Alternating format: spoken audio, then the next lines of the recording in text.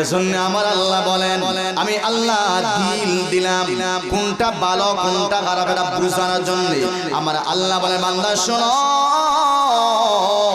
লাহুম কুলুবুন লা ইয়াফকাহুনা বিহা ওয়া লাহুম আ'য়ুনুন লা ইবসিরুনা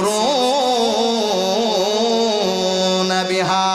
এ বান্দা ভালো করে শুনবা, আমি আল্লাহ তোরে দুইটা চক্ষু দিলাম রে বান্দা। ওরে বান্দা যা যা ঝগড়া লাগিয়া যখন একজনে চোখে আঘাত করে চোখের পাওয়ার চলিয়া যায়, মারামারি কারণে যখন চোখে আঘাত করে চোখের পাওয়ার চলিয়া যায়, মানুষ যখন বৃদ্ধ হয় তখন তার চোখের পাওয়ার কমিয়া যায়, তখন তার সামনে কে আছে এটাও দেখতে পারে না। ওরে বান্দা যা হাসপাতালে যা গিয়া দেখ চোখের কত দাম, কত জোরে বলেন ঠিক কিনা?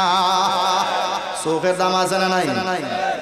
আল্লাহ নিষেধ দিলেন বান্দা ওই চক্ষু দিয়া তুমি তোমার মারে দেখবা, ওই চক্ষু দিয়া তুমি তোমার বাবারে দেখবা, ওই চক্ষু দিয়া তুমি তোমার মেয়েরে দেখবা, ওই চক্ষু দিয়া তুমি তোমার বিবিকে দেখবা, ওই চক্ষু দিয়া তুমি তোমার চাচা, তুমি তোমার নানা, তুমি তোমার ফুফু, তুমি তোমার মামা, তোমার মামিরও দেখতে পারতা।